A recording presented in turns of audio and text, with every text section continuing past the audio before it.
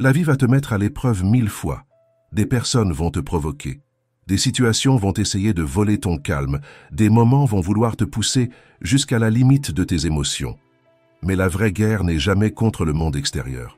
Ce n'est pas contre ton chef, ton partenaire, tes parents ou ce conducteur qui a failli te percuter. La véritable guerre est toujours interne. C'est contre toi-même, contre cette voix dans ton esprit qui insiste. Réponds, ne laisse pas passer, crie, perds le contrôle. Voilà la première bataille. Je vais être direct. Celui qui ne se vainc pas lui-même est condamné à l'esclavage. Esclave de la colère, des impulsions, du besoin d'avoir raison, de l'opinion des autres. Et c'est la pire des prisons, celle que l'on ne voit pas. Parce que tu passes ta vie à croire que le problème c'est l'autre, alors qu'en réalité il a toujours été en toi. Marc Aurèle l'avait déjà rappelé dans ses méditations. Celui qui se met en colère se punit lui-même. Tu comprends? Chaque fois que tu exploses, que tu discutes, que tu perds le contrôle, ce n'est pas l'autre qui saigne. Lui continue sa vie, avec sa colère, avec sa misère. Celui qui se détruit, c'est toi. C'est toi qui alimente le feu qui te consume de l'intérieur. La colère ne punit jamais l'autre. Elle te punit toujours toi. Regarde autour de toi. Presque tout le monde vit ainsi. Il suffit d'un regard de travers, d'un mot mal placé, et l'ego jaillit comme un ressort. Viennent alors les cris, les insultes, les disputes sans fin. Puis, dans le silence, il ne reste que le vide. Ce goût amer d'avoir perdu le contrôle parce qu'au fond tout le monde le sait, je n'avais pas besoin de réagir ainsi. C'est là que le stoïcisme arrache le masque de l'illusion. Celui qui ne domine pas son propre esprit sera esclave du monde. L'ennemi n'est pas extérieur, il ne l'a jamais été. L'ennemi c'est toi, ou plutôt la partie faible de toi qui n'a jamais été entraînée, qui veut crier, exploser, attaquer.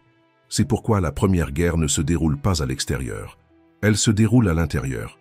Tu ne combats pas contre des personnes. Tu combats contre tes émotions incontrôlées. Domine-les, ou tu seras dominé par elles. Le stoïcisme peut être la clé qui te manquait pour éveiller la clarté, cultiver la sérénité et remporter la plus grande des batailles, tes propres émotions indomptables. Dans cette vidéo, nous allons plonger dans 10 leçons stoïciennes qui vont entraîner ton esprit comme celui d'un guerrier, afin qu'aucune provocation extérieure ne puisse voler ta paix. Avant de commencer, aime cette vidéo, abonne-toi à la chaîne et écris dans les commentaires. Aujourd'hui, je triomphe par le calme. Ce sera l'engagement qui guidera tes prochains jours. Commençons. Leçon 1. Qui attend moins, souffre moins. Imagine que tu as passé toute la journée à planifier quelque chose de simple. Rentrer chez toi et trouver un environnement tranquille. Mais en arrivant, quelqu'un crie, se plaint ou déverse même sur toi la colère accumulée au travail. À ce moment-là, la première réaction est de se demander pourquoi cette personne ne peut-elle pas être plus calme? Pourquoi ne parvient-elle pas à agir autrement? C'est précisément là que naît l'irritation, lorsque nous croyons que les autres devraient avoir le même niveau de conscience que nous. Car l'un des plus grands déclencheurs de frustration est justement d'attendre des autres qu'ils aient le même degré de conscience, d'éducation ou de sensibilité que toi. Les gens ne sont pas un reflet de toi. Ils agissent en fonction de leur propre histoire, de leur propre traumatisme et de leurs propres limites. Celui qui a grandi entouré de patience offrira peut-être du calme. Celui qui a grandi entouré de cris ne saura peut-être répondre que par l'agressivité. Et cela n'a rien à voir avec toi, cela a à voir avec le bagage que chacun porte. La théorie de l'esprit nous rappelle que chacun a une perspective unique. C'est comme si chaque personne portait une paire de lunettes différentes pour voir le monde, et tu ne peux pas attendre qu'elle voie avec les mêmes couleurs et les mêmes contours que toi. Quand tu comprends cela, tu arrêtes de personnaliser les comportements des autres. Tu comprends que ce n'est pas à propos de toi, c'est à propos d'eux, c'est à propos de ce qui existe en eux. Et rien que cela apporte une immense sensation de légèreté. Tu commences à faire face à la vie sans te sentir constamment attaqué ou déçu. Comme le disait Marc Aurèle, quand tu t'irrites contre quelqu'un, rappelle-toi que c'est un être humain qui se trompe par ignorance ou par nécessité, comme toi aussi tu te trompes. Un autre point que tu gagnes, c'est la maturité de comprendre que les choses arrivent comme elles doivent arriver et non comme tu l'attends. Si quelqu'un n'a pas répondu à ton attente, cela ne signifie pas que le monde est contre toi. Cela signifie simplement que la vie a suivi son propre cours. Épictète nous a enseigné Ne souhaite pas que les choses arrivent comme tu désires, mais comme elles sont. Cette simple phrase contient une immense liberté, car lorsque tu cesses de vouloir que le monde suive tes règles, tu commences à vivre le flux de la vie avec légèreté. C'est comme entrer dans une rivière. Si tu luttes contre le courant, l'usure est énorme. Mais si tu apprends à couler avec lui, tu découvres que la traversée peut être bien plus paisible. Alors voici le deuxième point. Sache ce qu'il faut attendre des gens. N'attends pas la perfection. N'attends pas la réciprocité à chaque geste. Attends seulement ce qui est réel. Que chacun donne ce qu'il a en lui. Et prends cet engagement dès maintenant, en écrivant dans les commentaires « Je choisis d'arrêter d'attendre la perfection des autres et de vivre avec légèreté. » Car la frustration naît de l'illusion, mais la paix naît de l'acceptation.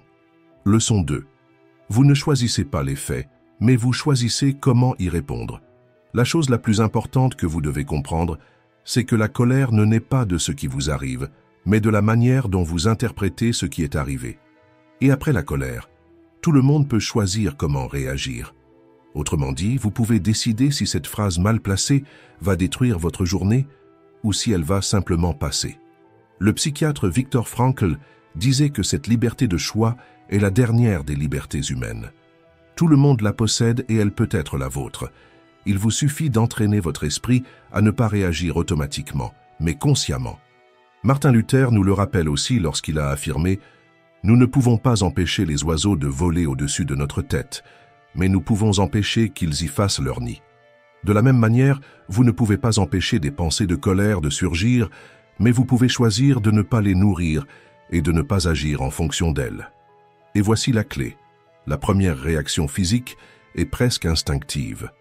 Quand quelque chose nous est refusé, quand nous sommes surpris négativement ou contrariés, nous sentons la chaleur de la colère monter, le cœur s'accélérer et les muscles se contracter. Ce premier impact, vous ne le contrôlez pas, il se produit simplement. Mais ce qui vient ensuite est entièrement entre vos mains. Vous pouvez choisir de ne pas entretenir cette flamme, vous pouvez choisir de ne pas nourrir l'irritation. Vous pouvez quitter l'endroit, vous pouvez vous arrêter une minute, respirer profondément 3 fois, compter jusqu'à 10. Il existe plusieurs chemins qui redonnent à votre esprit l'espace dont il a besoin pour agir avec clarté. C'est ce que les stoïciens appelaient la discipline de l'assentiment, la capacité de ne pas se laisser emporter par le premier élan, mais d'examiner chaque émotion avant de la transformer en action. Marc Aurèle a écrit « Si tu es irrité par les choses extérieures, ce ne sont pas elles qui te troublent, mais le jugement que tu portes sur elles. » Alors voilà le premier point. Votre réaction est un choix. Cette liberté n'est pas quelque chose que vous devez conquérir. Elle est née avec vous. Elle fait partie de votre condition humaine. Vous pouvez être dans n'importe quelle situation, face à n'importe quelle provocation, mais personne ne peut vous arracher le pouvoir de décider comment vous allez réagir. Alors, je vous invite à prendre un engagement. Écrivez dans les commentaires. À partir d'aujourd'hui, je domine ma réaction avant la colère. Ce simple geste est déjà un entraînement de votre esprit à choisir, avant tout, la conscience à la place de l'impulsion. Rappelez-vous, celui qui réagit automatiquement est esclave de la colère. Celui qui choisit consciemment devient maître de lui-même. Leçon 3. Rien de l'extérieur ne peut définir ce que vous êtes à l'intérieur. Avez-vous déjà remarqué à quel point il est facile de mesurer sa propre valeur à travers la réaction des autres? La photo qui ne reçoit pas beaucoup de mentions « j'aime », le message vu mais resté sans réponse, l'effort ignoré dans le silence. De petits gestes qui soudain paraissent immenses, comme s'ils disaient qui vous êtes ou combien vous valez. Mais votre estime de vous-même ne peut pas être une monnaie d'échange sur la bourse de l'approbation extérieure. Elle doit être quelque chose de solide, qui naît en vous. Quand quelqu'un vous critique ou vous offense, il est naturel de vaciller. Mais si toute votre confiance dépend de l'opinion des autres, vous devenez l'otage de quelque chose que vous ne contrôlerez jamais. Selon la théorie de l'autodétermination, la véritable motivation et la véritable estime de soi viennent de l'intérieur, de l'autonomie, de la compétence et de votre sentiment réel d'appartenance, non de la validation extérieure. Quand vous apprenez à vous valider et à vous reconnaître, vous vous offrez l'un des plus grands cadeaux de la vie, la liberté de ne pas vivre sous le jugement de qui que ce soit. Sénèque a écrit « L'homme qui a confiance en lui ne dépend pas de l'opinion des autres. » Cette phrase nous rappelle que l'estime de soi n'est pas un trophée à exhiber, mais une conviction silencieuse, construite dans l'intimité. C'est la clarté que votre valeur n'augmente pas quand on vous applaudit et ne diminue pas quand on vous critique. Et voici la vérité. Personne n'a le pouvoir de vous définir, sauf vous. Bien sûr, les compliments font du bien et les critiques peuvent enseigner, mais ni l'un ni l'autre ne doit décider de qui vous êtes. Ce qui définit votre valeur, c'est la manière dont vous choisissez de vous percevoir, la conscience tranquille d'être en train de grandir, d'apprendre et de vivre en accord avec ce en quoi vous croyez. Alors, voici le 4e point.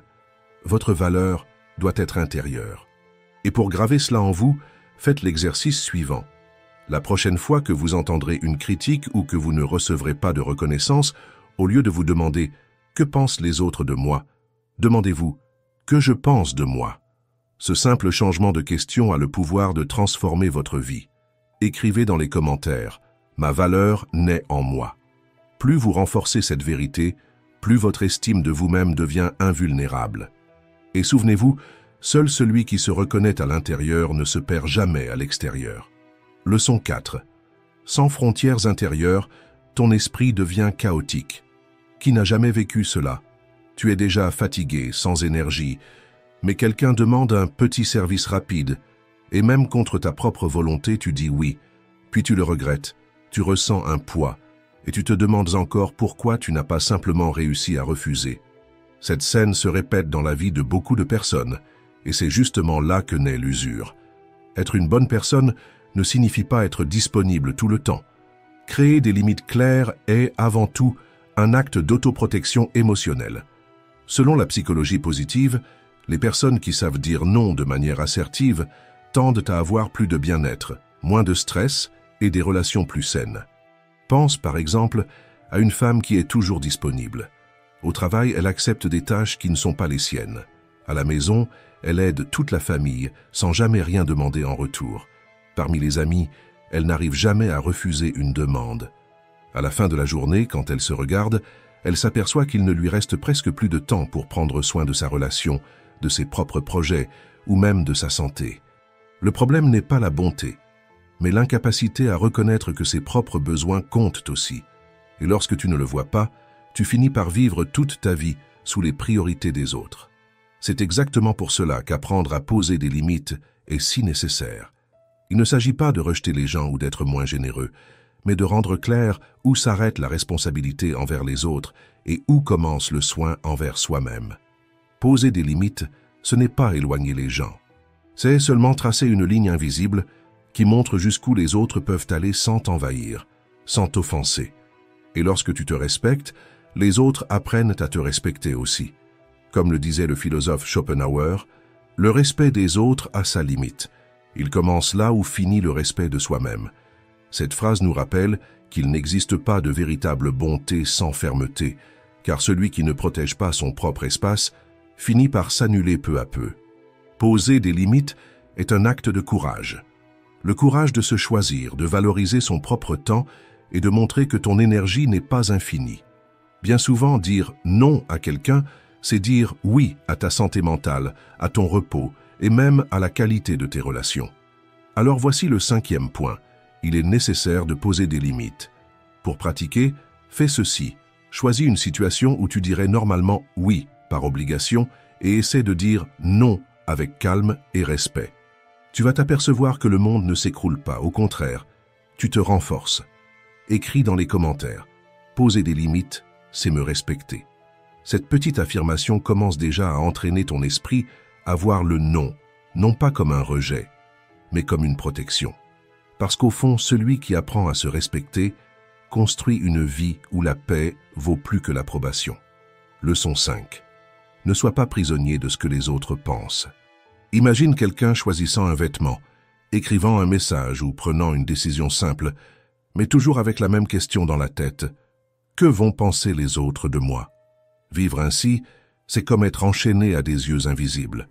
Tu n'agis jamais de façon libre, mais comme si tu étais un personnage monté pour plaire à un public. Sache que vivre en fonction de l'opinion des autres, c'est comme conduire une voiture en regardant uniquement dans le rétroviseur. Tu ne vois pas la route devant toi, seulement la trace laissée derrière. Cela fatigue, cela embrouille, et surtout, cela t'éloigne de ton propre chemin. La psychologie humaniste, en particulier les études de Carl Rogers, parle de l'importance de la congruence interne, c'est-à-dire vivre en accord avec qui tu es réellement, et non avec ce que les autres attendent de toi. Quand tu te libères de ce poids, tu gagnes quelque chose qui n'a pas de prix, la liberté émotionnelle. Socrate avertissait déjà de cela il y a des siècles, préoccupe-toi davantage de ta conscience que de ta réputation. Car ta conscience est ce que tu es, et ta réputation n'est que ce que les autres pensent que tu es. Cette distinction est puissante, parce qu'elle montre que la paix intérieure naît de l'alignement avec tes valeurs, et non de l'approbation d'autrui. Et il y a un bonus. Lorsque tu cesses de vivre obsédé par le jugement extérieur, tu découvres que tu n'as plus besoin de juger les autres. Le poids qui s'enlève de toi se transforme en liberté offerte à ceux qui t'entourent. Alors, voici le 6e point stoïcien. Ne t'inquiète pas trop de ce que les autres vont penser. Essaie de faire un test simple. Prends aujourd'hui une petite décision. Le vêtement que tu portes, ce que tu manges, ce que tu publies, non pas selon le regard des autres, mais selon ce qui a du sens pour toi. Commence à choisir ta conscience à la place de l'opinion des autres.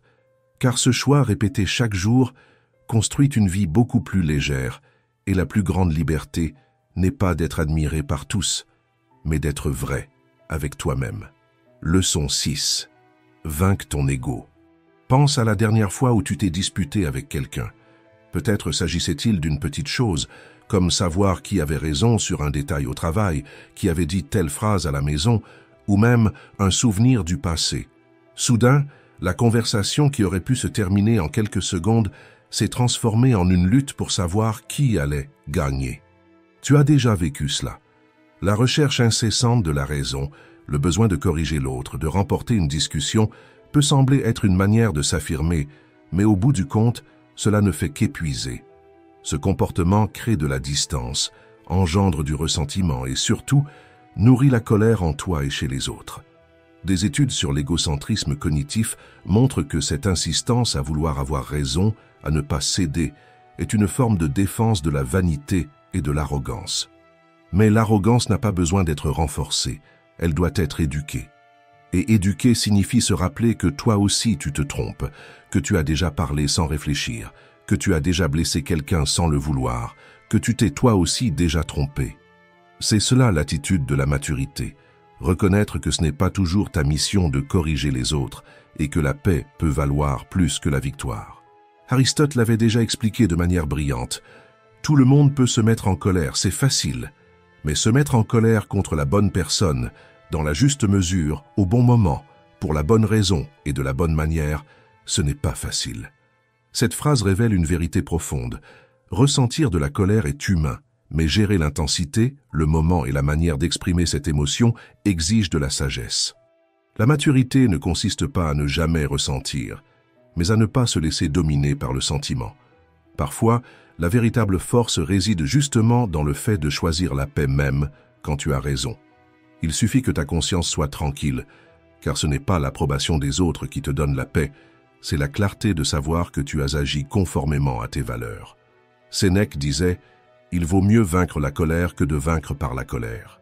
Garder cela à l'esprit, c'est comprendre que perdre une discussion peut, en pratique, signifier gagner en sérénité. Alors voilà la conscience. Toi aussi tu te trompes. Et quand tu t'en souviens, tu deviens plus patient face aux erreurs des autres.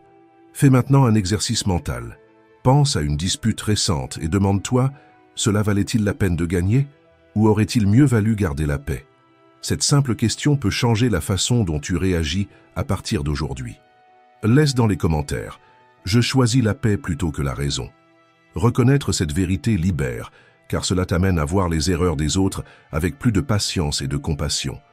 Et au final, la paix que tu préserves en toi vaut plus que n'importe quelle discussion remportée à l'extérieur.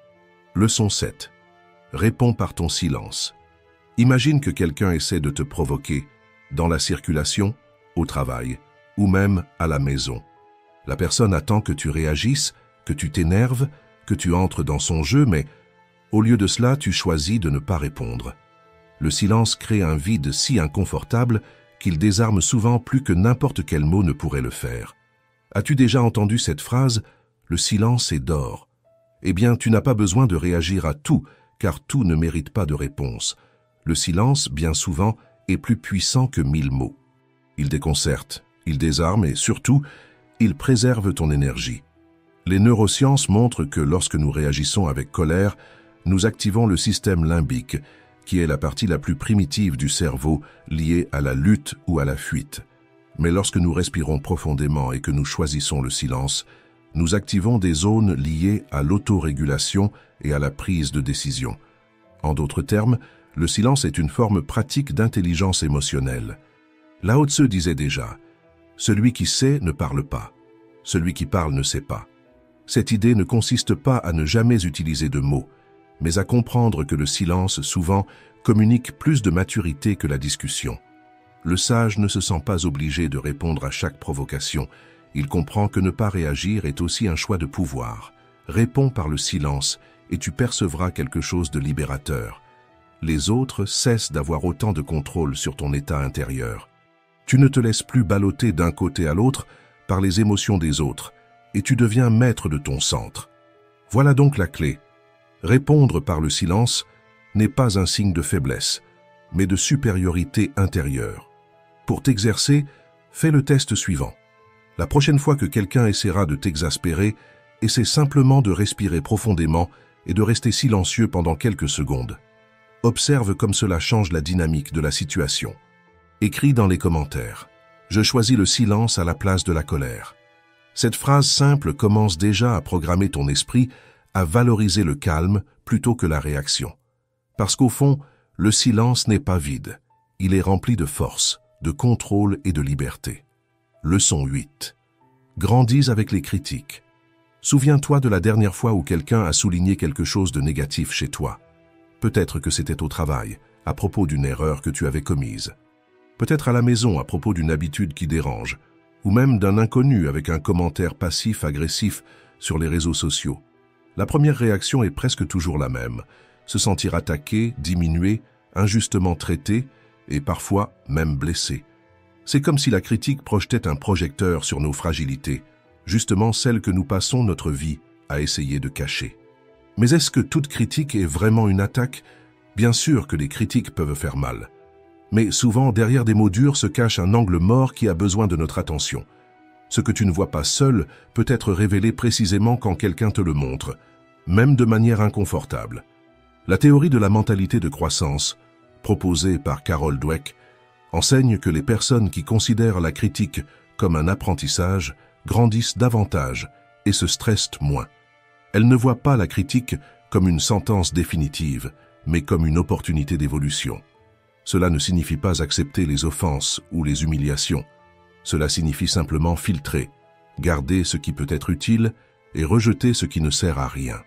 Platon disait « Le sage apprend plus de ses ennemis que le fou de ses amis ».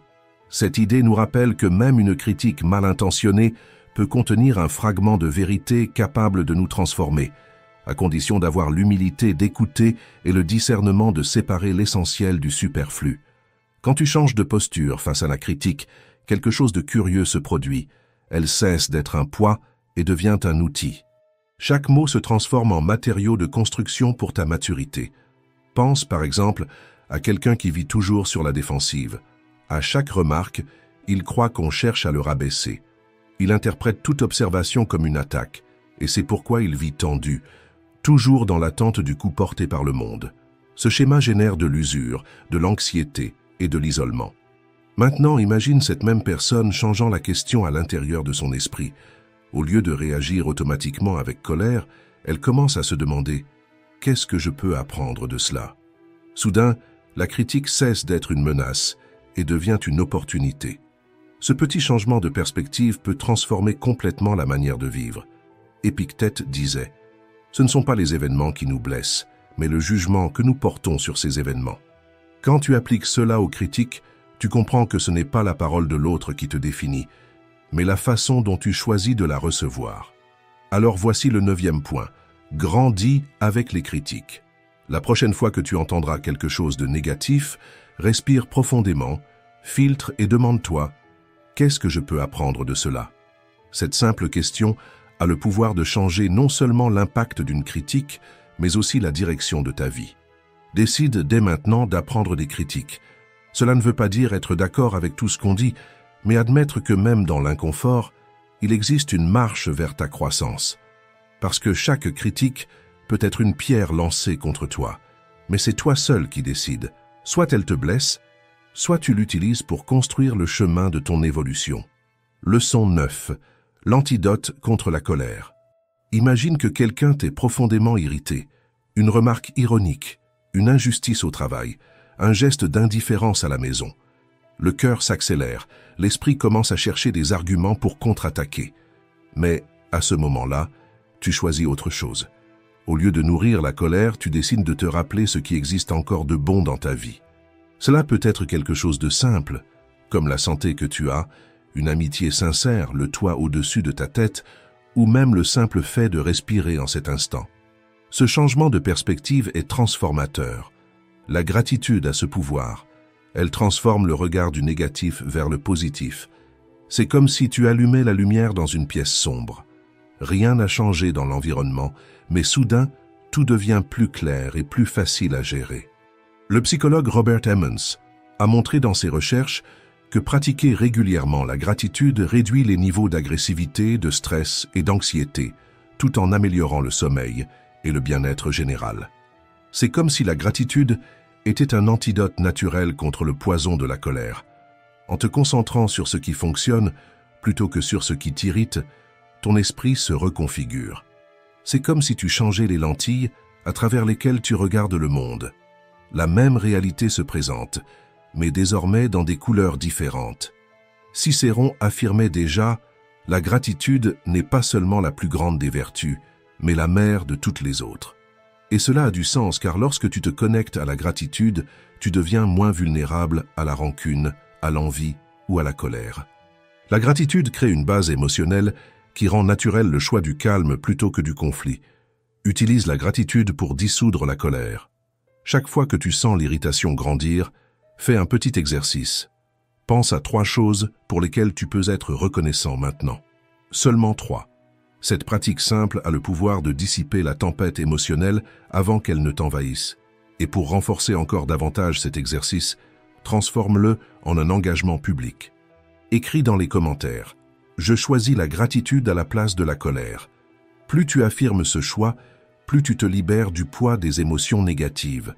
Au final, la gratitude n'efface pas les problèmes, mais elle éclaire les solutions et te rend la paix. Leçon 10. Laisse partir la colère. Pense à quelqu'un qui porte une valise lourde tout le temps, remplie de pierres.